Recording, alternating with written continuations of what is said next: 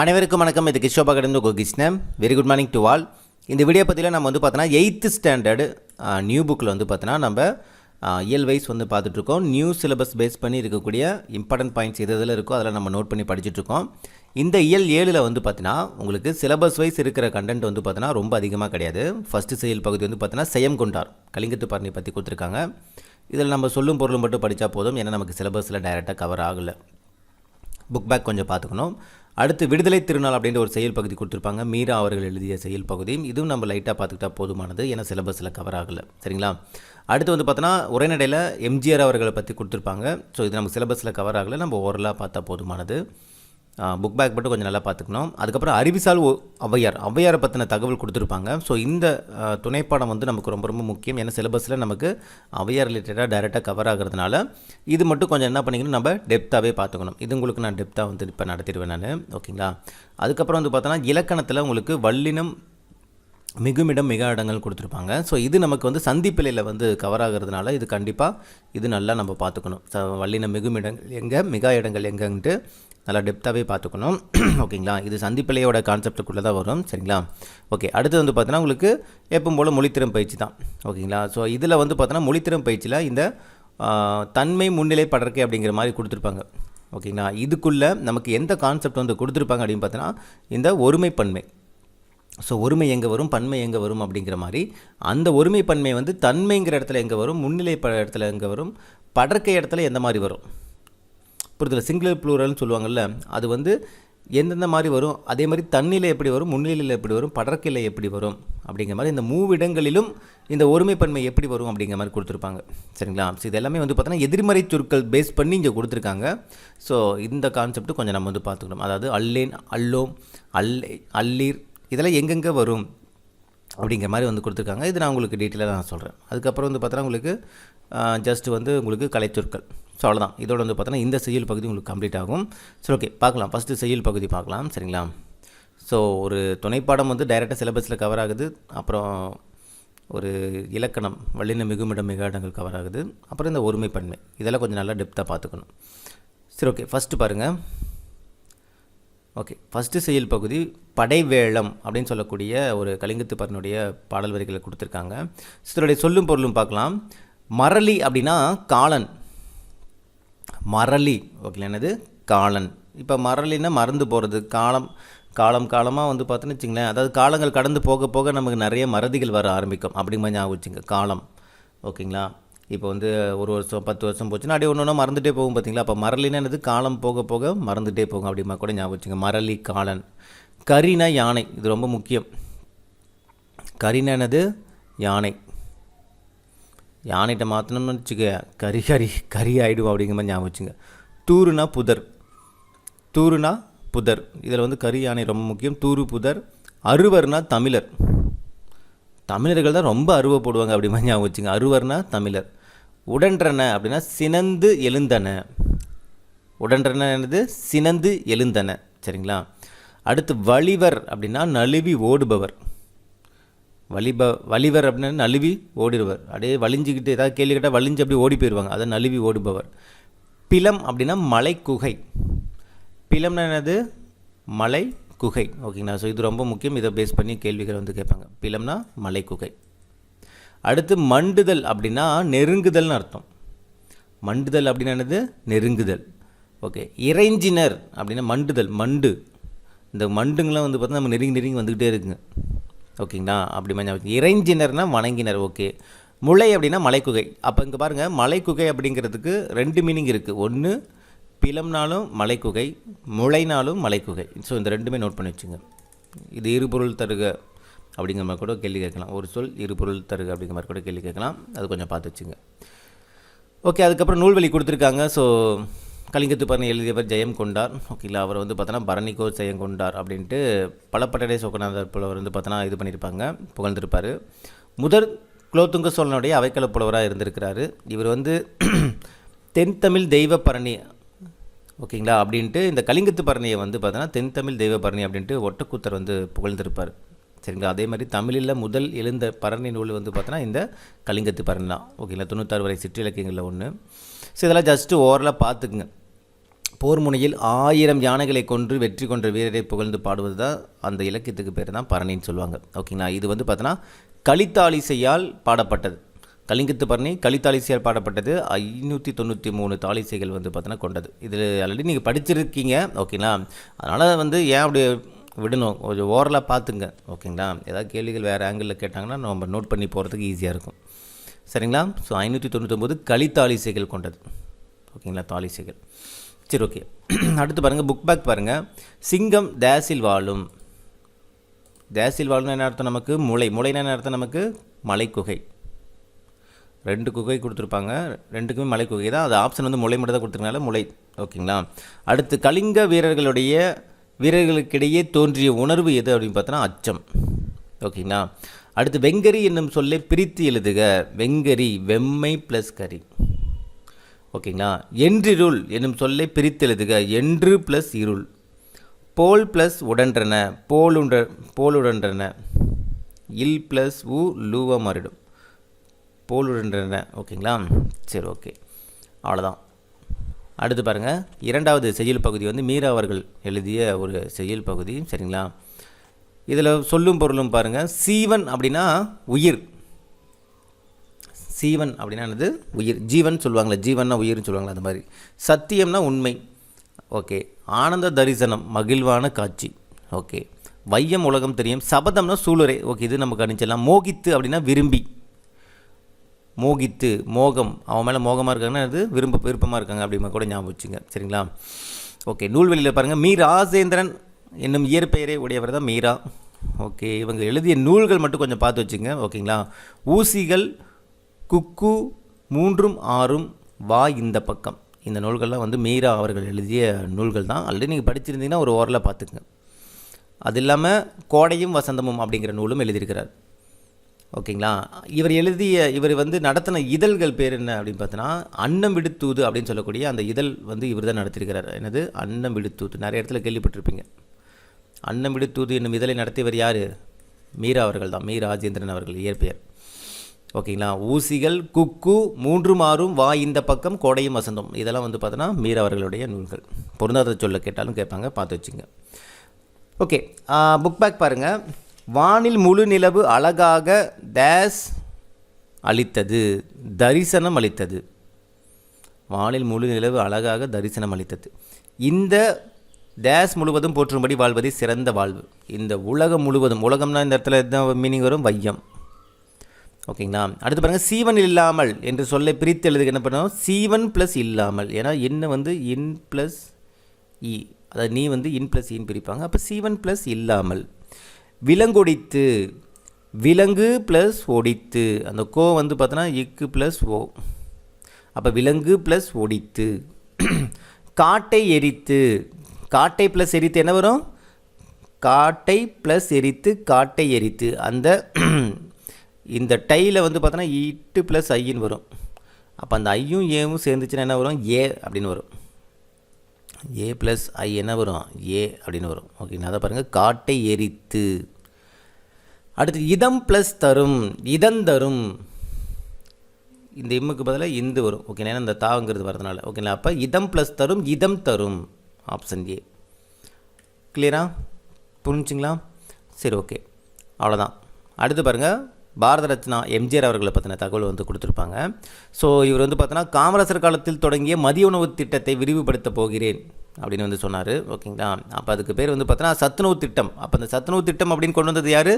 எம்ஜிஆர் அவர்கள். மதிய உணவு திட்டம் காமராஜர் அவர்கள். ஓகேங்களா, ஸோ இது ரெண்டும் கொஞ்சம் பார்த்து வச்சுங்க. ஓகே, அவரை பற்றின தகவல் நம்ம ரொம்ப தேவை கிடையாது. ஓகேங்களா, ஜஸ்ட்டு இது ஓரலாக பார்த்து வச்சிங்க. நமக்கு சிலபஸில் டைரெக்டாக கவர் ஆகலை அவர். சரிங்களா, அதனால் ஒரு ஓரலாக இந்த தெரிந்து கொள்வெல்லாம் கொஞ்சம் பார்த்து வச்சுங்க. பாரத ரத்னா விருது வந்து இவருக்கு எப்போ கொடுத்துருக்காங்க? 1988ஆம் ஆண்டு கொடுத்துருக்காங்க. ஓகேங்களா, ஸோ டாக்டர் பட்டம் வந்து பார்த்தோன்னா சென்னை பல்கலைக்கழகம் வந்து கொடுத்துருக்காங்க. ஓகே, அதேமாதிரி எம்ஜிஆர் மருத்துவ பல்கலைக்கழகம் அப்படிங்கிற இவருடைய பேரில் வந்து பார்த்தோன்னா இது பண்ணியிருக்காங்க. அதேமாதிரி இவர் இறந்ததுக்கப்புறம் 1988 பாரத ரத்னா விருது கொடுத்துருக்காங்க. ஓகே, வேறு என்ன? ஜஸ்ட் ஒரு ஓரலாக ரீட் பண்ணிங்க அவரை பற்றின ஒரு இது. காலணிகள் வழங்கும் திட்டத்தை வந்து பார்த்தோன்னா அவர் செயல்படுத்தினார். ஓகேங்களா, அதேமாதிரி பொன்மனச் செம்மல் அப்படின்னு வந்து கூப்பிடுவாங்க. அதே மாதிரி இவருடைய நேம்லேயே வந்து பார்த்தோன்னா இப்போ சென்ட்ரல் ரயில்வே ஸ்டேஷனே இவருடைய நேம் தான் மாற்றிருக்காங்க பாருங்கள். சென்னை சென்ட்ரல் ரயில் நிலையத்துக்கு புரட்சித் தலைவர் டாக்டர் எம்ஜி ராமச்சந்திரன் மத்திய ரயில் நிலையம் அப்படிங்கிற பேர் வந்து மாற்றிருக்காங்க இவருடைய நேம்லேயே. ஓகேங்களா. அதே மாதிரி 5ஆம் உலக தமிழர் மாநாட்டை வந்து பார்த்தோன்னா சிறப்பாக நடத்தினவர். ஓகேங்களா. அதே மாதிரி பொன்மனச்செம்மல் புரட்சித் தலைவர் இந்த பேர்கள்லாம் வந்து இவங்களுக்கு வந்து இருக்குது. சரிங்களா. ஓகே, வேறு என்ன?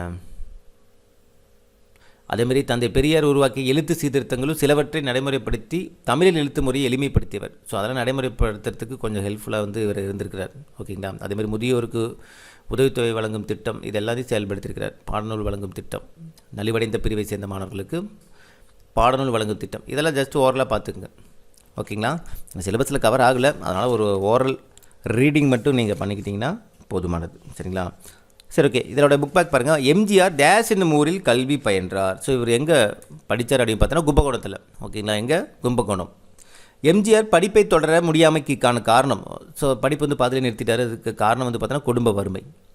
இந்திய அரசு சிறந்த நடிகருக்கான எந்த பட்டத்தை வந்து பார்த்தோன்னா எம்ஜிஆருக்கு வழங்கியது அப்படின்னு பார்த்தோன்னா பாரத் பட்டம்.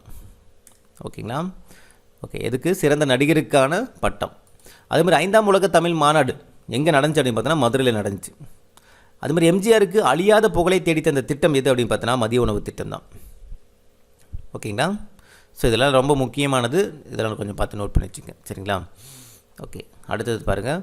அறிவிசால் ஔவையார். ஸோ இந்த அறிவிசால் ஔவையாருங்கிறது நமக்கு டைரெக்டாக சிலபஸில் கவர் ஆகிறதுனால இந்த துணைப்பாடம் வந்து நீங்கள் டெப்த்தாகவே தெரிஞ்சு, இது ஒரு கான்வர்சேஷன் மாதிரி போயிட்டுருக்கோம். அதாவது அதியமான் அவர்களுக்கும் ஔவையார் அவர்களுக்கும் நடந்த ஒரு கான்வர்சேஷன் மாதிரி இந்த துணைப்பாடம் வந்து கொடுத்துருப்பாங்க. பட் இதில் இருக்கிறது எல்லாமே நம்ம நோட் பண்ணி தான் ஆகணும். A to Z எப்படி வேணால் இதிலேருந்து கேள்விகள் கேட்பாங்க. ஏன்னா டேரெக்டாக சிலபஸில் ஔவையார் கவர் ஆகிறதுனால. ஸோ இதோட தகவல் நம்ம வந்து பார்க்கலாம். சரிங்களா. ஸோ இது வந்து ஒரு துணைப்பாடம் தான். ஸோ இந்த துணைப்பாடத்தில் வந்து ஒரு அரண்மனையில் நடக்கக்கூடிய ஒரு காட்சி தான் நமக்கு இந்த இடத்துல கொடுத்துருக்காங்க. ஸோ நம்ம அதியமான் கேள்விப்பட்டிருப்பீங்கன்னு நினைக்கிறேன். ஸோ நெல்லிக்கனி தந்த அதியமான், ஔவையாருக்கு நெல்லிக்கனி தந்த அதியமான் அப்படிங்கிறது நீங்கள் கேள்விப்பட்டிருப்பீங்க.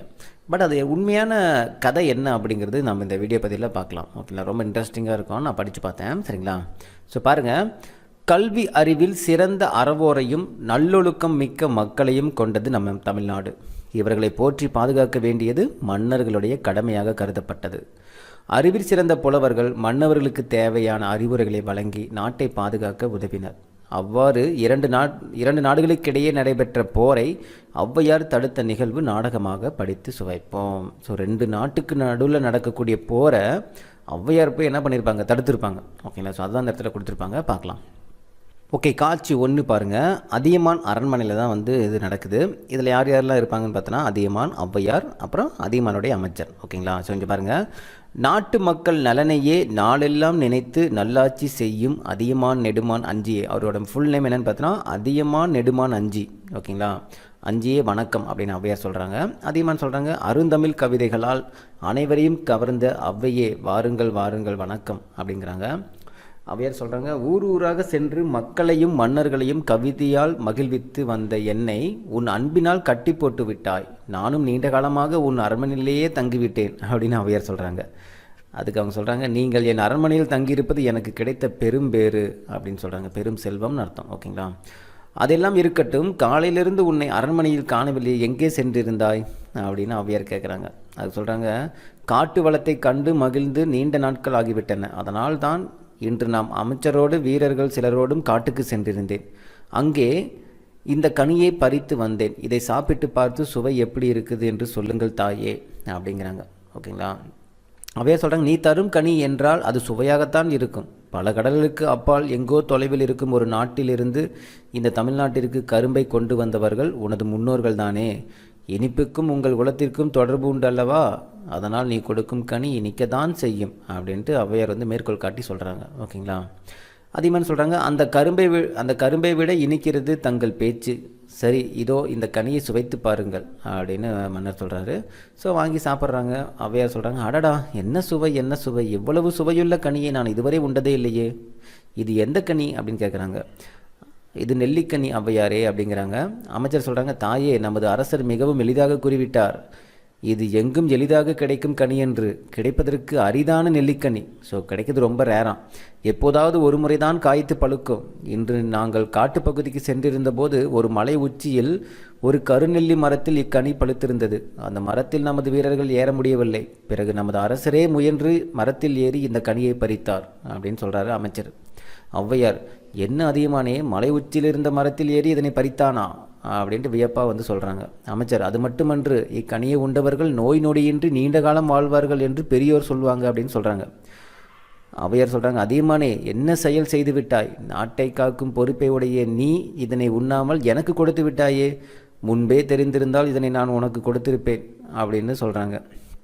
அதியமான் சொல்கிறாங்க, என்னை போன்ற ஒரு அரசன் இறந்து போனால் வேறொரு அரசராகி விடுவார். ஆனால் உங்களை போன்ற அறிவில் சிறந்த புலவர் ஒருவர் மறைந்தால் அந்த இழப்பை யாராலும் ஈடு செய்ய முடியாது. அதனால்தான் நான் எதுவும் கூறாமல் நெல்லிக்கனியை உங்களை உண்ண செய்தேன் அப்படின்னு அதியமான் சொல்கிறாரு. ஔவையார் சொல்கிறாங்க, அதியமானே, தமிழின் மீது நீ கொண்டுள்ள பற்று என் உள்ளத்தை உருக செய்கிறது. உன்னை புகழாமல் என் தமிழே தடுமாறுகிறது அப்படின்னு சொல்கிறாங்க. அதுக்கு அதியமான் சொல்கிறாங்க, அப்படி சொல்லாதீர்கள். உங்கள் தமிழுக்கு தடுமாற்றம் இல்லை, தாழ்வும் இல்லை. உங்கள் நாவில் பிறக்கும் தமிழர் என்றும் நிலைபெற்று வாழும். அதில் என் பெயரும் ஒட்டியிருக்கும். அதுதான் எனக்கு மகிழ்ச்சி அப்படின்ட்டு அதியமான் சொல்கிறாங்க. இது காட்சி 1 நடந்த விஷயங்கள். ஓகேங்களா.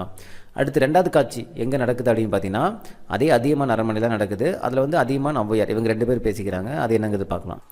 ஸோ ஔவையார் சொல்கிறாங்க, மக்களின் முகங்களில் கூட கவலையின் நிழல் படியக்கூடாது என்றும் கருதும் அதியமானே, இன்று உன் முகத்தில் கவலையின் இருள் கவிழ்ந்திருப்பதன் காரணம் என்ன? ஸோ அதியமான் வந்து சோகமாக இருக்குது. இது வந்து 2வது காட்சிப்பா. ஓகேங்களா. அரண்மனையில் யார், அரசர் வந்து சோகமாக இருக்கார். அதியமான் வந்து சோகமாக இருக்கிறாரு. ஸோ அதை பார்த்துட்டு ஔவையார் இப்படி கேட்குறாங்க. ஓகேங்களா. மக்களின் முகங்களில் கூட கவலையின் நிழல் படியக்கூடாது என்று கருதும் அதியமானே, இன்று உன் முகத்தில் கவலையின் இருள் கவிழ்ந்திருப்பதன் காரணம் என்னவோ அப்படிங்கிறாங்க. இன்று காலை நம் ஒற்றர்கள் கொண்டு வந்த ஒரு செய்தி என் உள்ளத்தில் சிறு கலக்கத்தை ஏற்படுத்தியிருக்கிறது அப்படின்னு அதியமான் சொல்கிறாங்க. மன்னன் தொண்டைமான் நம்மோடு பகைமை கொண்டவன் என்பது தாங்கள் அறிந்தது தானே. அவன் இப்போது நம் மீது படையெடுத்து வர ஏற்பாடு செய்து விட்டானாம். நம் தலைக்கு மேல் போர் முகங்கள் சூழ்ந்து விட்டன அப்படின்ட்டு அதியமான் சொல்கிறார். யார்? மன்னன் தொண்டைமான். ஸோ அவருக்கும் அதியமானுக்கும் வந்து பார்த்தோன்னா சண்டை போயிட்டு இருந்திருக்கு. ஓகேங்களா. அவன் என்ன சொல்கிறாங்க, இந்த மாதிரி போர் வந்து இது பண்ண போகிறதா வந்து செய்தி அமைச்சிருக்காங்க. உடனே ஔவையார் சொல்கிறாங்க, அதியமான் நெடுமான் அஞ்சியே, அவன் பேரே அதானே, அதியமான் நெடுமான் அஞ்சியே, உன் பெயரில் அஞ்சி என்னும் சொல் இருக்கிறதே அன்றி நீ அஞ்சி ஒரு நாளும் நான் கண்டதில்லை. போர் உனக்கு புதிதா என்ன அப்படின்னு ஔவையார் சொல்கிறாங்க. ஸோ அதியமான் சொல்கிறாங்க, போர் எனக்கு புதிதும் அன்று, நான் போரை கண்டு அஞ்சுபவனும் அல்லேன். ஆனால் அப்படின்னு இழுக்கிறாரு.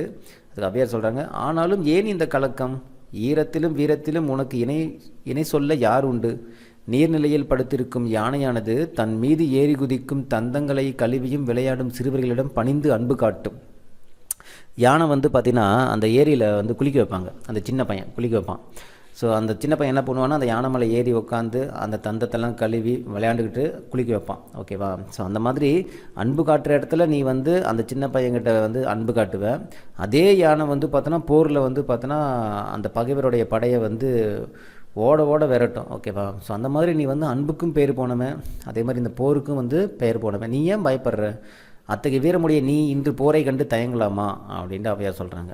அதுக்கு அதியமான் சொல்கிறாங்க, தமிழ் அறிந்த அன்னையே, நான் எத்தனையோ போர்க்களங்களை கண்டவன், பகைவர்களை வென்றவன் என்பது தங்களுக்கு தெரியாததன்று. ஆனால் ஒவ்வொரு போரின் போதும் எத்தனை உயிரிழப்புகள், எவ்வளவு அழிவு!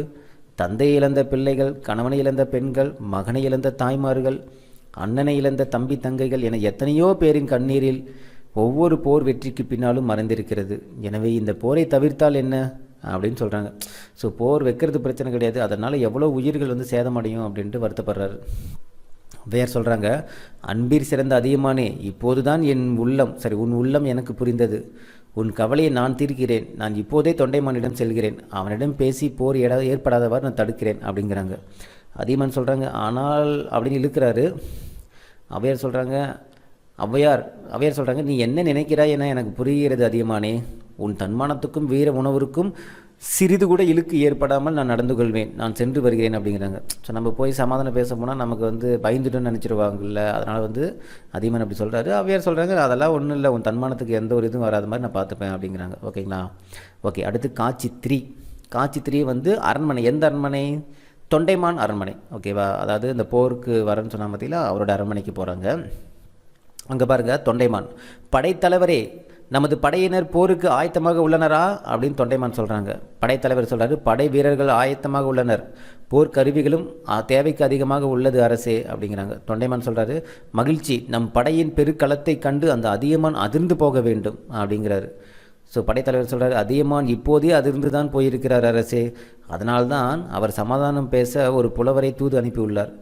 என்ன, அதியமான் தூது அனுப்பியுள்ளானா அப்படின்னு தொண்டைமான் சொல்கிறாரு. அதுக்கு படைத்தலைவர் சொல்கிறாரு, ஆம் அரசே, சற்று முன்தான் நம் ஒற்றரிடம் செய்தி வந்தது, அதியமானின் தூதுவராக ஔவையார் நமது அரண்மனைக்கு வந்து கொண்டிருக்கிறாராம் அப்படின்னு. வரட்டும் வரட்டும், அஞ்சிடமிருந்து தூது வரும் ஔவை நம் போர்க்கருவிகளின் பெருக்கினை கண்டு அஞ்சு ஓடப்போகிறார் பாருங்கள் அப்படிங்கிறாங்க. ஸோ படைத்தலைவர் சொல்கிறாங்க, அதுவும் ஔவையார் வந்து விட்டாரே அப்படின்ட்டு. ஸோ போரை நிறுத்த வந்திருக்கும் ஔவையாரே வருக வருக அப்படின்னு தொண்டைமான் சொல்கிறாரு. ஔவையார் சொல்கிறாங்க, தொண்டைமான் தரும் வரவேற்பை பார்த்தால் என் வருகை எதிர்பார்த்து கொண்டிருப்பதாக தோன்றுகிறதே அப்படின்னு ஔவையார் சொல்கிறார். அதுக்கு, என் பகைவரின் நாட்டிலிருந்து வந்தாலும் தாங்கள் தமிழ் புலவர் அல்லவா, தங்கள் வருகையை எனக்கு மகிழ்ச்சி அளிக்கிறது அப்படிங்கிறாங்க. ஔவையார் சொல்கிறாங்க, நீயும் தமிழின் மீது அன்புடையவன் என்பதை அறியும் போது நானும் மகிழ்ச்சி அடைகிறேன் அப்படின்னு ஔவையார் சொல்கிறாங்க. அதுக்கப்புறம், அந்த மகிழ்ச்சியோடு எனது படைக்கல கொட்டிலே பார்த்து வரலாம் மாறுங்கள் அப்படின்ட்டு தொண்டைமான் சொல்கிறாரு. அதுக்கு அவன் சொல்கிறாங்க, போர்க்கருவிகளை பார்த்து நான் என்ன செய்ய போகிறேன் அப்படின்னு ஔவையார் சொல்கிறாங்க. அதுக்கு தொண்டைமான் சொல்கிறாங்க, எத்தனை பெரிய படை வலிமையுடைய அரசரோடு உங்கள் அதியமான் மோதப்போகிறான் என்பதை நீங்கள் அறிய வேண்டாமா அப்படிங்கிறாங்க. ஔவையார், ஓகே, அதையும் பார்த்து விடலாமே, வாங்க போகலாம் அப்படின்னு போகிறாங்க. அங்கே காட்சி 4, ஓகேங்களா. அந்த படை பொருட்கள்லாம் இருக்குது பார்த்தீங்களா, அந்த பொருட்கள்லாம் இருக்குது பார்த்தீங்களா, அந்த ரூமுக்கு போகிறாங்க, ஓகேங்களா. தொண்டைமான் சொல்கிறாங்க, என் படை கருவிகளை பாருங்கள் ஔவையாரே, இவ்வளவு பெரிய படைகளை கொட்டிலை இதற்கு முன் நீங்கள் பார்த்துருக்க மாட்டீர்கள் அப்படிங்கிறாங்க. ஔவையார், ஆமாம், வில்லு, அம்பு, வேலு, ஈட்டி, வாளு, கேடயம், மழு என எத்தனை கருவிகள், ஒவ்வொன்றிலும் எத்தனை வகைகள், ஒவ்வொரு வகையிலும் எத்தனை எண்ணிக்கை அப்படின்னு ஆச்சரியமாக பார்க்குறாங்க. தொண்டைமான் சொல்கிறாரு, பார்க்கும்போதே வியப்பாக இருக்கிறதல்லவா அப்படிங்கிறாங்க. ஆமாம், கருவிகளின் அளவு மட்டுமின்றி அவற்றை அழகாக அடுக்கி வைத்திருக்கும் முறையும் கண்களை கவர்கிறது. எல்லா கருவிகளும் புத்தம் புதியனவாக நெய் பூசப்பட்டு மாலையும் மயில் தொகைகளும் அணிவிக்கப்பட்டு எழிலாக காட்சியளிக்கிறதே அப்படின்னு ஔவையார் சொல்கிறாங்க. அதுக்கு தொண்டைமான் சொல்கிறாங்க, உங்கள் அதியமானின் படைக்கருவிகளை பற்றி நீங்கள் சொல்லுங்களேன் அப்படிங்கிறாங்க. ஔவையார் சொல்கிறாங்க, அதை ஏன் கேட்கிறாய், அவை இவ்வளவு அழகாக இல்லை. அதியமான் அடிக்கடி போர் புரிந்து கொண்டிருப்பதால் அவனது படைக்கருவிகள் எல்லாம் பகைவர் உடலை துளைத்த குருதி கரைகளுடன் நுனி ஒடிந்தும் கூர் மழுங்கியும் கொல்லனினுடைய உலகளத்தில் கிடைக்கின்றன அப்படின்னு சொல்கிறாங்க. அதாவது என்ன சொல்கிறாங்கன்னா, அதியமானுடைய படைக்கருவிகள் எப்படி இருக்குன்னா, அது என்னத்தை போய் அடிக்கடி போருக்கு போகிறதுனால அந்த படைக்கருவிகள்லாம் பார்த்தோன்னா அந்த ரத்தத்தோடவே அப்படியே இருக்கும். அது இல்லாமல் அந்த முனையில் அந்த கூராக இருக்குது பார்த்திங்கன்னா, அதெல்லாம் உடஞ்சி போயிருக்கும், எல்லாம் கொல்லங்கிட்ட இருக்குது சரி பண்ண சொல்லி அப்படிங்கிறாங்க ஔவையார். உடனே என்னது, நம்மளதெல்லாம் புதுசாக யூஸ் பண்ணாமல் இருக்குது, அவங்களது இந்த அளவுக்கு இருக்கா, அது மூலமாகவே ஔவையார் சொல்கிறாங்க, அவன் எவ்வளோ பெரிய வீணை, நீ இப்போ தான் போர்னாலே என்னன்னே தெரியாமல் எல்லாத்தையும் தொடச்சி வச்சுட்டு உட்காந்துட்ருக்க அப்படின்ட்டு ஒரு இன்டெரக்டாக சொல்கிறாங்க. உடனே தொண்டைமானோட முகம் சுருங்குது. தொண்டைமானே, ஏன் உன் முகம் மாறிவிட்டது அப்படின்னு ஔவையார் சொல்கிறாங்க. தொண்டைமான் சொல்கிறாங்க, உங்கள் சொற்கள் என்னை குழப்பி விட்டன அப்படின்ட்டு. என்ன குழப்பம், என் படைக்கருவிகள் அளவையும் அழகையும் பாராட்டி கூறினீர்கள், அதை கேட்ட என் உள்ளம் மகிழ்ச்சி அடைந்தது. ஔவையார் சொல்கிறாங்க, உண்மைதான், உனது படைக்கருவிகள் புது மெருகு குறையாமல் அப்படியே இருக்கின்றனவே அப்படின்னு சொல்கிறாங்க. தொண்டைமான் சொல்கிறாங்க, அடுத்ததாக நீங்கள் கூறிய செய்தி தான் என்னை சிந்திக்க வைத்து விட்டது. அதியமானின் படைக்கருவிகள் போரில் பயன்படுத்தப்பட்டு வளைந்தும் நெளிந்தும் கிடக்கின்றன என்று கூறினீர்களே, அதுதான் எனக்கு உண்மையை புரிய வைத்தது அப்படிங்கிறாங்க. என்ன உண்மையை புரிந்து கொண்டாய் நீ அப்படின்னு ஔவையார் கேட்குறாங்க. அது சொல்கிறாங்க, என்னுடன் கருவிகள் தான் மிகுதியாக உள்ளன, நான் இதுவரை போர்களத்தையே கண்டதில்லை. ஆனால் அதியமான் பல போர்கள் நடத்தி வெற்றி கண்டவன், அவனோடு போரிடுவது எத்தகைய அழிவை தரும் என்பதை புரிந்து கொண்டேன் அப்படிங்கிறாங்க. இது எப்படி தெரியுமா, அந்த எக்ஸாமுக்கு எழுத போகிறவங்க அவங்ககிட்ட பேனாவே இல்லை, ஒரே ஒரு பேனா தான் இருக்குது, அந்த பேனாவும் மூக்கு பார்த்தோன்னா ஒடிஞ்சிருக்கும். அவங்ககிட்ட நம்மக்கிட்ட பாருங்கள் எவ்வளோ பேனா இருக்குது பாருங்கள், ஹீரோ பேனா, இந்த பேனா, அந்த பேனா, இவ்வளோ பேனா இருக்குது அப்படின்ட்டு. அது மாதிரி அவங்ககிட்ட ஒரு பேனா இருந்தாலும் அவன் எழுதி எழுதி எழுதி பழக்கமாகி அந்த பேனா பார்த்தோன்னா அந்த மாதிரி வச்சுருப்பான், இவன் எழுதாமலே ஃப்ரெஷ்ஷாக வச்சுருப்பான், அந்த மாதிரி தான் இந்த இடத்துல. ஸோ ஔவையார் சொல்கிறாங்க, அருமை அருமை, நான் கூறியதன் உட்பொருளை தெளிவாக புரிந்து கொண்டாய் அப்படின்ட்டு. தொண்டைமான் சொல்கிறாங்க, என் கண்களை திறந்த தாயே, போர் வேண்டாம் என்று அதியமானிடம் கூறிவிடுங்கள் அப்படிங்கிறாங்க. ஔவையார் சொல்கிறாங்க, மிகவும் மகிழ்ச்சி தொண்டைமானே, அவ்வாறே கூறிவிடுகிறேன், போரில்லா மகிழ்ச்சியில் இந்த உலகம் திளைக்கட்டும், நான் சென்று வருகிறேன் அப்படின்னு ஔவையார் என்ன பண்ணுறாங்க, விடைபெற்று போயிடுறாங்க. ஓகேங்களா. ஸோ இதை நான் சொல்ல உங்களுக்கு அந்த காட்சி உங்கள் விஷுவலாக உங்கள் கண்ணு முன்னாடி வந்திருக்கும். இப்போ வந்து அதிகமான அந்த போர்க்களத்தில் அந்த போர்க்கருவிகள்லாம் காமிக்கிறது, இதெல்லாம் உங்கள் கண்ணில் லைட்டாக அப்படியே விஷுவலாக அப்படியே வந்துட்டு போயிருக்கும். நீங்கள் அந்த நான் சொல்கிறது அந்த காட்சியை வந்து விஷுவலாகவே நீங்கள் உணர்வீங்க. அப்படி உணர்ந்தீங்க அப்படின்னா இந்த பாடம் உங்களுக்கு ஈஸியாக புரிஞ்சிருச்சுன்னு அர்த்தம். ஓகேங்களா? ஒன்றுமே இல்லை இதில். ஓகேங்களா? எப்பவுமே டிஎன்பிசியில் இதிலிருந்து ஒரு கேள்வி இல்லாமல் இருக்கவே இருக்காது. ஸோ ரொம்ப ரொம்ப முக்கியம், ரொம்ப பேசிக்கானதான், ஒன்றுமே கிடையாது. வல்லினம் எங்கெல்லாம் மிகும் எங்கெல்லாம் மிகாது அப்படிங்கிறத பற்றி தான் பார்க்க போகிறோம். வல்லினம் அப்படின்னா தெரியும் உங்களுக்கு, வல்லின எழுத்துக்கள் என்னென்ன? கசட தபர. ஓகேங்களா? அந்த கசட தபர அப்படிங்கிற எழுத்தில் ஓகேங்களா, இந்த 4 எழுத்து எது எது? கா சா தா பா. என்னது? கா சா தா பா. ஓகேங்களா? இதோடைய மெய்யெழுத்துக்கள் எங்கெல்லாம் வந்து பார்த்தோன்னா மிகும், எங்கே மிகாது. அதாவது ஒன்றும் கிடையாதுப்பா, இந்த புள்ளி வச்ச எழுத்து இருக்குல்ல, ஒற்று எழுத்து மெய்யெழுத்து, அதில் வந்து இந்த இக்கு இச்சு இத்து இப்பு இதெல்லாம் எங்கே வரும் எங்கே வராது, அவ்வளோதான். சந்திப்பிழை கேள்விப்பட்டிருக்கீங்களா? ஒற்றுப்பிழைன்னு சொல்லுவாங்க. ஓகேங்களா? கொஸ்டின்ஸில் கேட்பாங்க, சந்திப்பிழையை நீக்கி எழுதுக அப்படிலாம் கேட்பாங்க. அப்போ நம்ம இந்த வல்லினம் மிகும் இடங்கள் மிகா இடங்கள் தெரிஞ்சால் தான் அந்த சந்திப்பிழைகள் நம்ம வந்து கரெக்டாக ஐடென்டிஃபை பண்ண முடியும். ஓகேங்களா?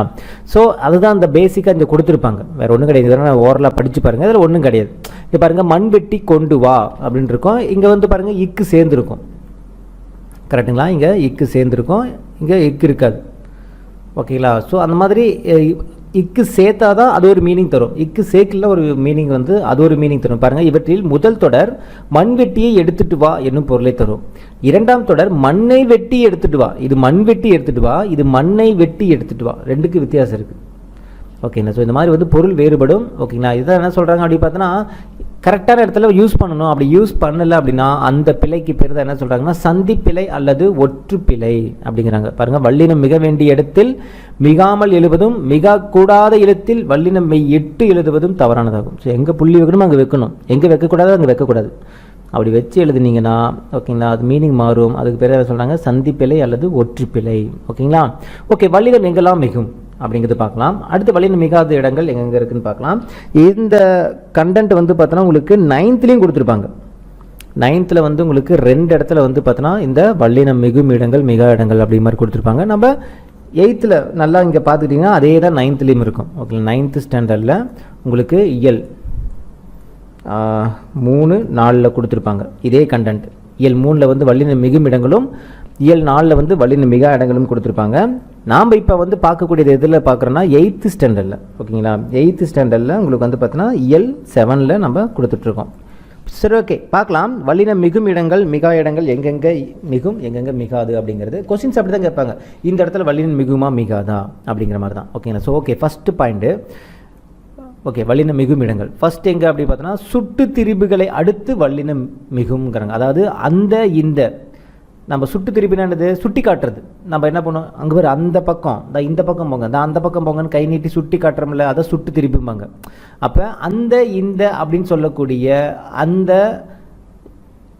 வார்த்தைக்கு பக்கத்தில் என்ன வரும் உங்களுக்கு? அந்த வல்லினம் மிகும். அங்கே பாருங்கள், அந்த பக்கம் இப்புன்னு வந்திருக்கா, இந்த கவிதை இக்குன்னு வந்திருக்கா. அப்போ அந்த இந்தங்கிற இடத்துல நமக்கு என்ன ஆகும்? புள்ளி வச்சு எழுத்து வரும். அப்படிங்கிறது மட்டும் மைண்டில் வச்சுட்டா போதும்.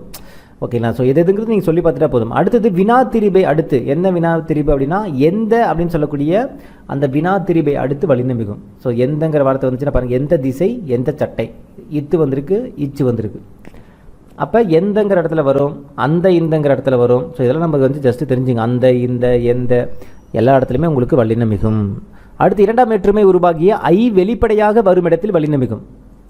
இரண்டாம் வேற்றுமை உருபு ஐ வந்து வெளிப்படையாக வந்துச்சுன்னா, மறைஞ்சு வராமல் வெளிப்படையாக பாருங்கள். தலையை காட்டு, பாடத்தை படி, தலையை இதில் ஐ வந்திருக்கா, பாடத்தை இதில் ஐ இருக்கா, இத்து ப்ளஸ் ஐ தை தானே. அதுக்கு பக்கத்தில் என்ன போடணும், நம்ம வல்லின எழுத்துக்கள் போடணும், புள்ளி வச்ச எழுத்து போடணும். இன்கேஸ் வந்து தலை காட்டு அப்படின்னு வந்துச்சுன்னு வச்சுங்களேன், அதை போடக்கூடாது. ஏன்னா இது வந்து மறைஞ்சு வந்திருக்கு. ஓகேவா? வெளிப்படையாக வந்தால் மட்டும் தான் நம்ம என்ன பண்ணோம், வல்லினம் மிகும்னு சொல்கிறாங்க. அடுத்து பாருங்கள், நான்காம் வேற்றுமை உருபு கு அப்படிங்கிறது வெளிப்படையாக வந்துச்சு அப்படின்னா வல்லினம் மிகுங்கிறாங்க. அப்போ ஐயின்னு முடிஞ்சிச்சுன்னா அது வந்து என்ன போகும், வல்லினம் மிகும். அதே மாதிரி கு நான்காம் வேற்றுமை, ஓகேவா, அது வந்துச்சுன்னா நமக்கு வல்லினம் மிகும். ஓகேங்களா? ஸோ இங்கே பாருங்கள், இதெல்லாம் தான் கேள்வி கேட்பாங்க. நான்காம் வேற்றுமை உருபில் வல்லினம் மிகுமா மிகாதா அப்படிங்கிற மாதிரிலாம் கேள்விகள் கேட்பாங்க. ஓகேங்களா? அடுத்தது இகரத்தில் முடியும் வினையச்சங்கள் அடுத்து வல்லினம் மிகும். இகரத்தில், ஓகேவா? இங்கே பாருங்க, ஓடி கலைத்தான் ஈ வருதுங்களா, ஓடி. டீங்கிறது எப்படி எழுதுவோம்? இட்டு ப்ளஸ் ஈ தானே டீ. ஓகேங்களா? அப்போ ஈ வருது பார்த்தீங்கன்னா, இகரம்னா என்னது? ஈங்கிற எழுத்து, கரம்னா எழுத்து. அப்போ ஈ எழுத்து முடியும் வினையச்சங்களை அடுத்து வல்லினம் மிகும். வினையச்சம் கலைத்தான், வினை முற்று பெறுதா? அப்போ அந்த வினையச்சங்களுக்கு வந்து என்ன ஆகும் அப்படின்னு பார்த்தீங்கன்னா உங்களுக்கு சரி, வினையச்சங்கள் என்னது? முடிவடையில் ஓடி. ஓகேங்களா? ஸோ அங்கே வந்து எச்சமாக இருக்குது. ஓகேங்களா? அது வந்து பார்த்தீங்கன்னா அந்த வார்த்தை வந்து முடிவடையில். ஓகேங்களா? அதனால் என்ன சொல்லுவாங்க? அது வினையச்சம் சொல்லுவாங்க. ஓகேங்களா? வினையச்சம் என்னது? வினையை கொண்டு முடியும் எச்சம், வினையச்சம். ஓகேங்களா? ஸோ அப்போ இந்த வினையச்சம் இகரத்தில் முடியும் வினையச்சங்களை அடுத்து வல்லினம் மிகும். ஈன்னு வந்துட்டாலே முடிஞ்சு. அடுத்து பாருங்க ஊ. அதே மாதிரி ஊ சரி, உகரத்தில் முடியும் வினையச்சங்கள் வன்தொடர் குற்றியலுகரமாக இருந்தால் மட்டும் வல்லினம் மிகும். இது பாருங்க, பெற்றுக்கொண்டேன், படித்து பார்த்தார். ஓகேங்களா? ஸோ இந்த மாதிரி பெற்று இந்த இடத்துல பாருங்கள் இரு ப்ளஸ் ஊ. ஓகேங்களா? அடுத்தது படித்து இத்து ப்ளஸ் ஊ. அப்போ இந்த மாதிரி வன்தொடர் அதே மாதிரி வந்து பாருங்கள் பெற்றுக்கொண்டான் அப்படின்னு அந்த ஊ எழுத்து வந்துருச்சு. அந்த ஊ எழுத்து எதில் வரணும்னா வன்தொடர் குற்றியலுகரமாக தான் இருக்கணும். வன்தொடர் குற்றியலானது வல்லின எழுத்துக்கள் வர்றது தான் வன்தொடர் குற்றியலுகரம். இங்கே பாருங்கள் இத்து இறுல வல்லின எழுத்து தான். அப்போ ஊங்கிற எழுத்தும் வரணும். ஓகேங்களா? ஊங்கிற எழுத்தும் வரணும். ஆனால் அதுக்கு முன்னாடி இருக்கிற எழுத்து வந்து பார்த்தா நமக்கு என்ன ஆகணும்? வன்தொடர் குற்றியலுகரமாக இருக்கணும். அப்படி இருந்தால் உங்களுக்கு என்ன ஆகும்? உங்களுக்கு இந்த வல்லின எழுத்துக்கள் மிகுங்கிறாங்க. ஓகேங்களா? பெற்றுக்கொண்டேன், படித்து பார்த்தார். ஓகேங்களா? அந்த மாதிரி. சரிங்களா? ஓகே, அடுத்து பாருங்கள். அந்த ரூ தூ, அதாவது அந்த கசட தபர அப்படின்னு சொல்லக்கூடிய அந்த வல்லின எழுத்துக்கள், அதாவது வன்தொடர் குற்றியலுகரமாக இருந்தால் மட்டும் அந்த கடைசியில் முடியறது ஊ முடியணும். அதேமாதிரி வன்தொடர் குற்றியலுகரமாகவும் இருக்கணும். அந்த ஊ முடியறது எதில் இருக்கணும்? ஃபார் எக்ஸாம்பிள் பாருங்கள், கச ட த ப ர. அப்போ எது இதில் ஊ முடியறது எது வரும்? கு டு து பு ரு. இந்த இதில் வந்தால் மட்டும்தான். ஓகேங்களா? குடுது புரு இந்த எழுத்துக்களில் கடைசியாக முடிஞ்சால் மட்டும்தான் உங்களுக்கு வல்லின எழுத்துக்கள் மிகுங்கிற மாதிரி சொல்கிறாங்க. சரிங்களா? அடுத்து எதிர்மறை பெயரச்சத்தினுடைய இறுதி எழுத்து கெட்டு வருவது ஈறுகெட்ட எதிர்மறை பெயரச்சம். ஓகேவா? அந்த மாதிரி ஈறுகெட்ட எதிர்மறை பெயரச்சத்தில் வல்லினம் மிகும். எதிர்மறை பெயரச்சம் இங்கே பாருங்கள், செல்லா காசு, எழுதா பாடல், இதெல்லாம் வந்து எதிர்மறை பெயரச்சம். அதில் கடைசி எழுத்து செல்லா காசுனா செல்லாத காசு, எழுதா பாடல்னு எழுதாத பாடல். அப்போ அந்த கடைசியில் இருக்கக்கூடிய அந்த எழுத்து ஈறு கெட்டு இருக்குது. ஓகேங்களா? அந்த மாதிரி கெட்டு வந்துச்சுன்னா அது ஈறுகெட்ட எதிர்மறை பெயரச்சம். அந்த மாதிரி இடத்துல வந்து உங்களுக்கு என்ன ஆகும்? வல்லினம் மிகுங்கிறாங்க. செல்லா காசு, எழுதா பாடல், எதிர்மறை பெயரச்சத்தினுடைய இறுதி எழுத்து கெட்டு போனா அப்படி அதான் ஈறுகட்ட எதிர்மறை பெயரச்சம். அப்போ ஈறுகட்ட எதிர்மறை பெயரச்சத்தில் வரும்போது அந்த வார்த்தைகளுக்கு வல்லினம் மிகும். அவ்வளோதான் பாயிண்ட். அடுத்து உவமை தொகையில் வல்லினம் மிகும். உவமை தொகைன்னா என்ன தெரிஞ்சு பாருங்கள். நான் சொல்லியிருந்தேன்னா ஊமைப்படுத்தி சொல்கிறது. மலர்பாதம், மலர்பாதம், அவங்களுடைய பாதம் வந்து மலர்மா இருந்துச்சு. தாய் தமிழ், தமிழ்ங்கிறது தாய்மொழி போன்றது அப்படிங்கிற மாதிரி ஊமைப்படுத்தி சொல்லுவாங்க. அந்த மாதிரி இதில் உங்களுக்கு என்ன வரும்? வல்லினம் மிகும். உருவகத்தில் வல்லினம் மிகும். திருப்பி போடுங்க, தமிழ் தாய், தாய் தமிழ், வாய்ப்பவளம், பவளவாய். ஓகேவா? இந்த மாதிரி இடத்துல உங்களுக்கு என்ன ஆகும் அப்படின்னு பார்த்தீங்கன்னா என்ன ஆகும்? வல்லினம் மிகும்னு சொல்கிறாங்க. ஓகேங்களா? ஓகே, அடுத்து எண்ணு பெயர்களில் வல்லினம் மிகும். அந்த எண்ணு பெயர் என்னது? நம்பர் பேஸ் பண்ணி வரக்கூடியதில் 8 10 அப்படின்னு சொல்லக்கூடிய வார்த்தைகள் வரும்போது வல்லினம் மிகும். இங்கே பாருங்கள், 8 புத்தகம் 10 காசு. அப்போ அந்த 8 10ன்னு சொல்லக்கூடிய இடத்துல வரும்போது மட்டும் உங்களுக்கு என்ன ஆகும்? வல்லினம் மிகும். புரியுதுங்களா? எண்ணு பெயர்கள்லேயே 8 10 மட்டும், மீது இதில் வராது. 4 4 5 அந்த மாதிரி இடத்துல வல்லினம் மிகாது. 8 10 மட்டும். ஸோ அடுத்து பாருங்கள், அப்படி இப்படி எப்படி ஆகிய சொற்களை அடுத்து வல்லினம் மிகும். நம்ம அந்த இந்த எந்தன்னு பார்த்தோம். அதே மாதிரி அப்படி இப்படி எப்படி அப்படிங்கிற இடத்துல வந்து பார்த்தோன்னா வல்லினம் மிகும் சொல்கிறாங்க. பாருங்கள், அப்படி செய், இப்படி காட்டு, எப்படி தெரியும். அடுத்து திசை பெயர்களை அடுத்து வல்லினம் மிகும். திசை பெயர்கள். ஓகேங்களா? அதாவது கிழக்கு கடல், மேற்கு சுவர், வடக்கு தெரு, தெற்கு பக்கம், கிழக்கு மேற்கு வடக்கு தெற்கு. ஸோ அந்த திசை பெயர்கள் அடுத்து வல்லினம் மிகுங்கிறாங்க. அடுத்து மகரமெய்யில் முடியும் சொல்லை அடுத்து வல்லினம் வந்தால் அந்த மகரமை அழிந்து அவ்விடத்தில் வல்லினம் மிகும். இங்கே பாருங்கள், மரம் ப்ளஸ் சட்டம், கடைசி எழுத்து என்னது? இம்மு. அதான் என்னது? மகரமெய். இம்முங்கிறது என்னது? மகரம்னா என்னதுப்பா? மாங்கிற எழுத்து, அதுவும் மெய் எழுத்து. அப்போ இம்மு அப்படிங்கிற எழுத்து வந்துச்சுன்னா இந்த மகரமெய்னாலே என்னது? இம்முன்னு தான் அர்த்தம். அப்போ இம்முன்னு முடிஞ்சிச்சு அப்படின்னா அதில் பாருங்கள் இம்மு வந்து வராது. இம்மு வந்து என்ன ஆகும்? அங்கே பாருங்கள், அடுத்து வல்லினம் வந்தால் ஓகேங்களா அந்த மகரமெய் ஓகேங்களா. என்னது அந்த மகரமை, அதாவது இம்முங்கிறது அழிஞ்சிரும், மகரமை அழிந்து அவ்விடத்தில் வல்லின மிகும். பாருங்கள், மரம் ப்ளஸ் சட்டம், அழிஞ்சிருச்சு, அதுக்கு பதிலாக இச்சு வந்துருச்சு. அப்போ அழிஞ்சு என்னாகும் உங்களுக்கு வல்லின மிகும். அப்போ மரச்சட்டம். வட்டம் ப்ளஸ் பாறை, அழிஞ்சிட்டு இப்போ வந்துடும், வட்டப்பாறை. ஓகேங்களா. அப்புறம் மகரமெய்யில் முடியும் சொல்லை அடுத்து வல்லினம் வந்தால் மட்டும்தான். ஓகேங்களா. என்னது வல்லினம் வந்தால் மட்டும் உங்களுக்கு என்ன ஆகும் அப்படின்னு பார்த்தோன்னா கசட தபர தானே. வல்லின எழுத்துனா என்னது கசட சரி தபர. இங்கே பாருங்க, சா வந்திருக்கா, தபர பா வந்திருக்கா. ஓகேங்களா. அப்போ இம்முங்கிற எழுத்தும் வரணும், அடுத்து வரக்கூடிய எழுத்து உங்களுக்கு என்னவா இருக்கணும், கசட தபர. அதாவது வல்லின எழுத்தாக இருந்துச்சு அப்படின்னா மகரமெய்யில் முடியும் சொல்லை அடுத்து வல்லினம் வந்தால் அந்த மகரமெய் கெட்டு அந்த இடத்தில் வல்லினம் மிகும்னு சொல்கிறாங்க. ஓகேங்களா. ஓகே, இதெல்லாம் நம்ம ஞாபகம் வச்சுக்கணும். ஒரு இடத்துக்கு ஒரு 2 தடவை நீங்கள் கண்ணில் பார்த்தினாலே உங்களுக்கு ஈஸியாக ஞாபகம் வந்துடும். சரிங்களா. அடுத்தது இல்லையா, அவன் எக்ஸாம்பிள் கொடுக்கும்போது நம்ம புரிஞ்சுக்கணும். மகர மெய்யினா ஓகே, இதை கெட்டு இது என்னாகும், இச்சு வருமா இம்மு வருமாங்கிறது நீங்கள் அந்த ஃப்ளோவில் ஞாபகம் வச்சுக்கினா கூட, இப்போ மரம் ப்ளஸ் சட்டம் அப்படின்னாலே நம்ம இந்த ரூல் தெரியலாம் கூட நம்ம மரச்சட்டம் இச்சு வர மாதிரி தான் நம்ம போடுவோம், இயல்பாகவே நமக்கு வந்துடும் அது. ஓகேங்களா. அதை வச்சு அவன் கேட்குற கேள்விக்கு ஆன்சர் ஈஸியாக நீங்கள் பண்ணலாம். ஒரு 2 தடவை பார்த்துருங்க, அவ்வளோதான். அடுத்து பாருங்கள், வல்லின மிகா இடங்கள் எங்கெங்கெல்லாம் இந்த புள்ளி வச்சு எழுத்து வராது அப்படிங்கிற மாதிரி கொடுத்துருக்காங்க. ஃபஸ்ட்டு பாருங்கள், எழுவாய் சொற்களை அடுத்து வல்லினம் மிகாது. தம்பி படித்தான், யானை பிளறியது. அப்போ இந்த எழுவாய் சொற்களுக்கு அப்புறம், எழுவாய்னா என்ன அர்த்தம், சப்ஜெக்ட்டுன்னு சொல்லுவாங்க இங்கிலீஷில். ஓகேவா. அந்த வார்த்தைகளுக்கு அடுத்து உங்களுக்கு வரக்கூடிய வார்த்தையில் என்ன வராது, உங்களுக்கு வல்லினம் மிகாதுன்னு சொல்கிறாங்க. ஓகேங்களா. அடுத்து அது இது எது ஆகிய சொற்களை எடுத்து வல்லினம் மிகாது.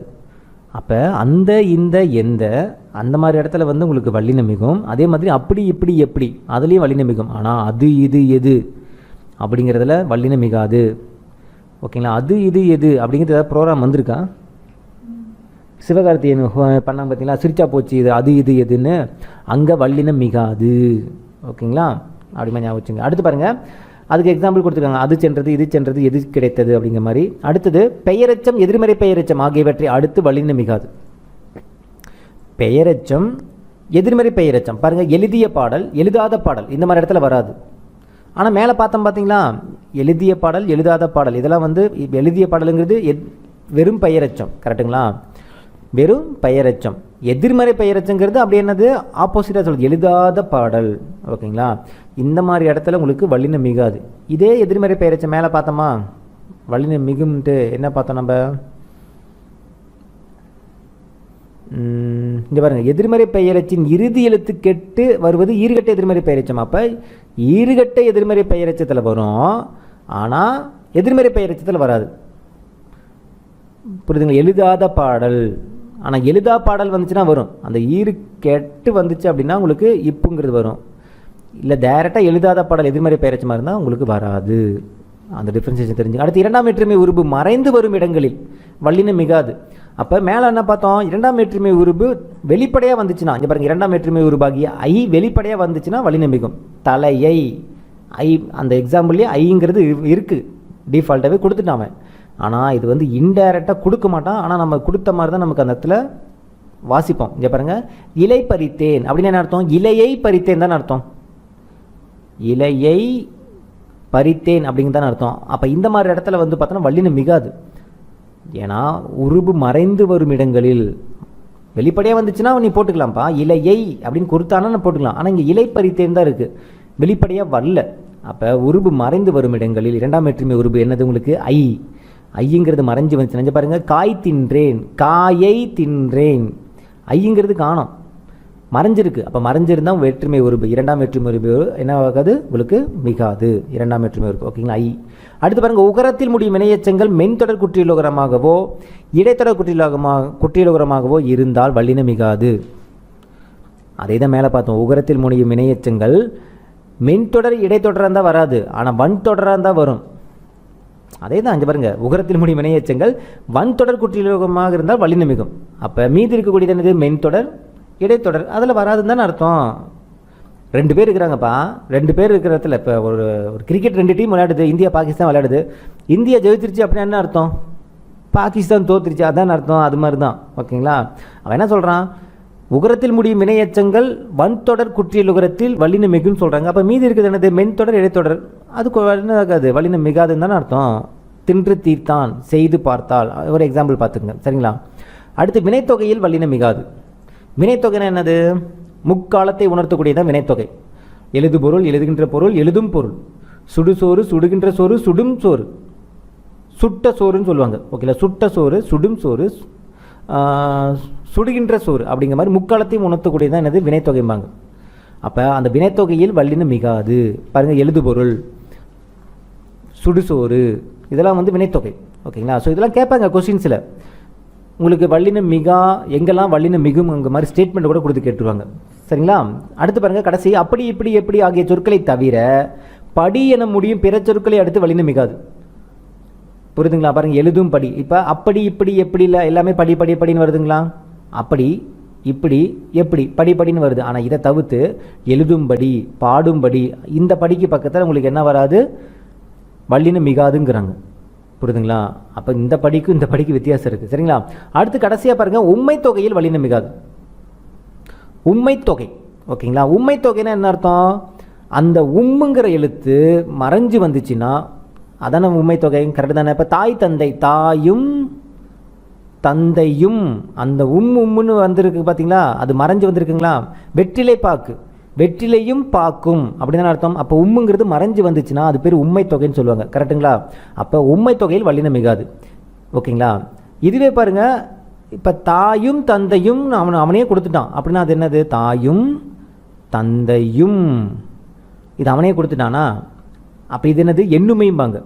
ஸோ வெளிப்படையாக உம்முன்னு வந்துச்சுன்னா எண்ணுமை, இன்டைரக்டாக மறைஞ்சு வந்துச்சுன்னா அது என்னது? உண்மை தொகை. ஓகேங்களா? நமக்கு இங்கே கொடுத்துருக்கு என்னது? உண்மை தொகையில் வல்லினம் மிகாது. அவ்வளோதான். புரிஞ்சுங்களா? சரி, ஓகே. வேற என்ன? ஓகே, புக் பேக் கொஸ்டின் பாருங்கள். இதில் பின்வரும் தொடர்களை வல்லினம் மிகும் இடம் மிக இடங்களை வகைப்படுத்துக அப்படின்னு கொடுத்துருக்காங்க. ஸோ எங்கெங்கே வல்லினம் மிகும் மிகாது அப்படிங்கிற மாதிரி ஓரலாக, அதாவது அந்த கீவேர்டு கொடுத்துருக்காங்க. இப்போ சுட்டு திரிபு அப்படிங்கிற இடத்துல வந்து பார்த்தோன்னா வல்லினம் மிகும். திசைப்பெயர்கள் அந்த இடத்துலையும் வல்லினம் மிகும். பெயரெச்சம், பெயரெச்சம்ங்கிற இடத்துல வல்லினம் மிகாதுன்னு சொல்லணும்னா பெயரெச்சமாக இருக்கட்டும், எதிர்மறை பெயரெச்சமாக இருக்கட்டும், வல்லினம் மிகாது. அடுத்து உவமைத்தொகை, உவமைத்தொகையில் கண்டிப்பாக வல்லினம் மிகும். அடுத்து நான்காம் வேற்றுமை விரி, கண்டிப்பாக வல்லினம் மிகும். இரண்டாம் வேற்றுமை தொகை, இப்போ இந்த இரண்டாம் வேற்றுமை தொகையில் வந்து பார்த்தோன்னா வல்லினம் மிகும் மிகாது ரெண்டுமே இருக்கும். ஓகேங்களா? இப்போ மொட்டையை இரண்டாம் வேற்றுமை தொகைன்னு கொடுத்துருக்காங்க. இந்த இரண்டாம் வேற்றுமை தொகையில் வந்து பார்த்தோன்னா ஐ வந்து வெளிப்படையாக வந்துச்சு அப்படின்னா வல்லினம் மிகும். ஓகேங்களா? அதாவது பாடத்தை படி, தலையை காட்டு அப்படிங்கிற மாதிரி ஐ வெளிப்படையாக வந்துச்சு அப்படின்னா நமக்கு வல்லினம் மிகும். அதே வெளிப்படையாக வரல அப்படின்னா வல்லினம் மிகாது. ஓகேங்களா? இலை பறித்தேன், காய் தின்றேன் அப்படிங்கிறது ஐங்கிறது மறைஞ்சிருக்கு. அப்போ வெளிப்படையாக வந்துச்சுன்னா வல்லினம் மிகும், வெளிப்படையாக வல்லினா வல்லினம் மிகாது. ஆனால் இவன் மொட்டையை இரண்டாம் வேற்றுமை தொகைன்னு கொடுத்துருக்கனால ரெண்டுமே நான் கொடுத்துருக்கேன். அடுத்து வினைத்தொகை அப்படிங்கிறது மிகாது. உருவகத்தில் வந்து பார்த்தோன்னா வல்லினம் மிகும். எழுவாய் தொடரில் வல்லினம் மிகும். எதிர்மறை பெயரெச்சத்தில் வல்லினம் மிகாது. நான் ஸ்டார்டிங்லேயே சொன்னேன்னா இந்த பெயரெச்சம் எதிர்மறை பெயரெச்சத்தில் வல்லினம் மிகாதுன்னு ஆல்ரெடி சொல்லியிருந்தேன். ஓகேங்களா? ஸோ இதை நோட் பண்ணி வச்சுங்க. ஸோ இது ஒரு கீவேர்டாக இப்படி நோட் பண்ணி வச்சுன்னா கூட கொஞ்சம் ஈஸியாக தான் இருக்கும். ஓகேங்களா? அடுத்து பாருங்கள், மொழியை ஆள்வோம். ஓகேங்களா? ஸோ மொழித்திறன் பயிற்சி வந்து கொடுத்துருக்காங்க. ஸோ இதில் வந்து நமக்கு ஓகே, இதில் இது இல்லை. இந்த எதிர்மறை சொற்கள், அதாவது இந்த ஒருமை பன்மையில் வந்து பார்த்திங்கன்னா எதிர்மறை சொற்கள் வந்து எப்படி பயன்படுத்தணும் அப்படிங்கிற மாதிரி கொடுத்துருக்காங்க. ஓகேங்களா? ஸோ ஒரு சில தகவல் மாதிரி கொடுத்துருக்காங்க. ஓகேங்களா? இங்கே பாருங்கள், அந்த எதிர்மறை சொற்களே இந்த ஒருமை பன்மையிலேயே தன்மை முன்னிலைப்படுற இடத்துல எப்படி எப்படிலாம் வரும் அப்படிங்கிற மாதிரி கொடுத்துருக்காங்க. புரியுதுங்களா? ஸோ ஓகே, ஃபஸ்ட்டு தன்மையில் எப்படி ஒருமைப்பன்மை வந்து வருதுன்னா, நான் அல்லேன் அப்படிங்கிறது தன்னை பற்றி சொல்கிறது, நாம் அல்லோங்கிறது தன்னை சார்ந்திருக்கிறவங்க பற்றி சொல்கிறது. அதாவது இது வந்து பார்த்தோன்னா தன்மை தான், தன்னை பற்றி சொல்கிறது தான். பட் ஒருமையில் சொல்லும்போது நான்கிறது சிங்கிள் பர்சனாக இருப்பேன், பன்மையில் சொல்லும்போது நாம் அப்படிங்கிறது நிறைய பேர் சேர்ந்துருப்போம். ஆனால் இது எல்லாமே தன்னை பற்றியும் தன்னை சார்ந்திருக்கிறவங்க பற்றி சொல்கிறதுனால இது தன்னிலை, தன்னிலைன்னு சொல்லுவாங்க, தன்மைன்னு கூட சொல்லுவாங்க. ஓகேங்களா? அப்போ நான் அல்லேன், நாம் அல்லோம் அப்படிங்கிறத சொல்லணும். அல்லங்கிறதுக்கான ஒரு இதுவாக தான் சொல்கிறாங்க. ஓகேங்களா? அதாவது எதிர்மறை சொற்களை தான் சொல்கிறாங்க. ஓகே, முன்னிலை, நமக்கு முன்னாடி நிற்கிறவங்க அதான் முன்னிலைம்பாங்க. ஸோ அவங்கள நம்ம சொல்லும்போது ஒருமையில் சொல்லும்போது பன்மையில் சொல்லும்போது எப்படி சொல்லுவோம்? ஒருமையில் ஒரே ஒரு ஆள் மட்டும் நிற்கிறாங்கன்னா நீ அல்லை, பன்மையில் சொல்லும்போது நீ வீர் அல்லீர் அப்படின்னு சொல்லுவோம். தனக்கு முன்னாடி நிற்கிறவங்க அது முன்னிலை. படர்க்கைங்கிறது என்னது தேர்டு பர்சன், அதாவது நீயும் இல்லை நானும் இல்லை, நாம் 2 பேர் இல்லாமல் இன்னொருத்தர் தேர்டு பர்சன், அதாவது அவன் அவள் அது அப்படிங்கிற மாதிரி, அதெல்லாமே ஐம்பாலுக்குள்ளே வரும். அப்போ அவங்கள சொல்லும்போது அவன் அல்லன், ஒரு பெண்பாலில் சொல்லும்போது அவள் அல்லல், இதெல்லாமே படர்க்கையில். பலர்பாலில் சொல்லும்போது அவர் அல்லர், ஒன்றன் பாலில் சொல்லும்போது அஃது அன்று, பலவின் பால் சொல்லும்போது அவை அல்ல. ஓகேங்களா? ஆண்பால் பெண்பால் அதே பலர்பால், அது எல்லோரும் நிறைய, அதாவது ஆண்பால்னா ஆணை குறிக்கிறது, பெண்பால்னா பெண்ணை குறிக்கிறது, பலர்பால்னா நிறைய பேர் இருக்கிறது குறிக்கிறது. இந்த ஒன்றன் பால் பலவின் பால் வந்து பார்த்தோன்னா ஒன்றன் பாலுங்கிறது ஒரு பர்சனுக்கு ஒரே ஒரு இது மட்டும், அதாவது இந்த அது அவைன்னு சொல்லுவோம் பார்த்தீங்களா, அக்ரிணை அதில் வர்றது. இதெல்லாம் வந்து உயர்தினில் வரும். இவங்க 3 பேர் உயர்தினில் வருவாங்க. இந்த ஒன்றன் பால் பலவின் பால் வந்து அக்ரிணியில் வரும். அப்போ ஒன்றன் பாலுங்கும்போது அஃது அன்று, பலவின் பாலில் வரும்போது அவை அல்ல. ஏன்னா இது ஒன்றன்னா ஒன்று சிங்குலர், பலவின்னா ப்ளூரல். இந்த உயர்தினிலையில் வர்றது பார்த்தா ஆண்பால் பெண்பால் பலர்பால், இது வந்து பார்த்தோன்னா இது ரெண்டுமே சிங்குலரு, இது ப்ளூரலில் வரும். ஓகேங்களா? சரி, ஓகே, அவ்வளோதான். இதில் வந்து வேறு உண்டு இல்லை, இது வந்து மூவிடத்திற்கும் ஐம்பாலுக்கும் பொதுவான சொற்கள் அப்படிங்கிறாங்க. இதை நோட் பண்ணி வச்சுங்க. வேறு உண்டு ப்ளஸ் இல்லை, இது ரொம்ப முக்கியமான பாயிண்டாக நோட் பண்ணி வச்சுங்க. ஆகியவை மூவிடத்திற்கும் ஐம்பாலுக்கும் பொதுவான சொற்கள். மூவிடம் என்னது? தன்னிலை முன்னிலை படர்க்கை தான் மூவிடம் சொல்லுவாங்க. ஐம்பால்னு என்னது? நம்ம மேலே பார்த்த மாதிரி ஆண்பால் பெண்பால், அதுதான். ஓகேங்களா? ஓகே, இங்கே நமக்கு பின்வரும் தொடர்களில் உள்ள பிழைகளை திருத்தி எழுதுக அப்படின்னு கொடுத்துருக்காங்க. ஓகே, இங்கே பாருங்கள் 2 ஸ்டேட்மெண்ட் வந்து நமக்கு கொடுத்துருக்காங்க. அதாவது பிழைகளை திருத்தி எழுதுக அப்படின்னு கொடுத்துருக்காங்க. அதில் ஃபஸ்ட்டு இது பாருங்கள், அதை செய்தது நான் அன்றுன்னு கொடுத்துருக்காங்க. ஸோ அன்று வராது, அதை செய்தது நான் அல்லேன், நான் வரும்போது அல்லேன். அடுத்து பானையை உடைத்தது கண்ணன் அல்ல, கண்ணன் வரும்போது ஆண்பால், ஆண்பாலுங்கும் போது இந்த இடத்துல என்ன வரும்? அல்லன். அடுத்து மல்லிகை குளத்தில் பூக்கும் மலர் அல்ல. ஓகேங்களா? சரி, அன்று, ஏன்னா மல்லிகைங்கிறது ஒரே ஒரு பூ சொல்லியிருக்காங்க. குளத்தில் பூக்கும் மலர் அன்று. ஓகேங்களா? அல்லை வராது, அன்று. ஓகேங்களா? ஒன்றன் பல்ல வரும். சித்தர்கள் செயற்கையை விரும்பியவர்கள் அல்லர், ஏன்னா இது வந்து பலர்பாலில் வரும். ஓகேங்களா? பலர்பாலில் உங்களுக்கு சித்தர்கள் செயற்கையை சித்தர்கள் அப்படிங்கிற வரனால விரும்பியவர்கள் அல்லர். ஓகேங்களா? அடுத்து பகைவர் நீவிர் அல்லீர் அப்படின்னு வரும். நீவிர் அப்படிங்கும்போது நமக்கு முன்னிலையில் பன்மையில் வரும். ஓகேங்களா? அப்போ அல்லீர். ஓகேங்களா? சரி, ஓகே, ஏன்னா இது வந்து பலர்பாலில் கொடுத்துருக்காங்க, தப்பு. ஸோ அப்போ என்ன, நமக்கு இங்கே எதுன்னு பார்த்து நோட் பண்ணி வச்சுங்க. இந்த மாதிரி தான் கேள்விகள் வந்து இது அப்படியே டிஎன்பிசியில் ஒருமை பன்மையில் கேட்பாங்க. சரிங்களா? அடுத்து சரியான எதிர்மறை சொற்களை கொண்டு நிரப்புக. தாங்கள் படிக்க வேண்டிய புத்தகங்கள் இவை அல்ல. அடுத்து உங்களோடு வருபவர் தேஸ் அல்லோம், உங்களோடு வருபவர் நாம் அல்லோம். ஓகேங்களா? நாம் அல்லோம். மணிமேகலை செல்வ வாழ்வை விரும்பியவள் அல்லல், அல்லல் என பெண்பால் வரும். ஈ மொய்த்த பண்டங்கள் உடலுக்கு நன்மை செய்வன அல்ல, ஏன்னா இது வந்து பலவின் பாலில் வரும். ஓகேங்களா?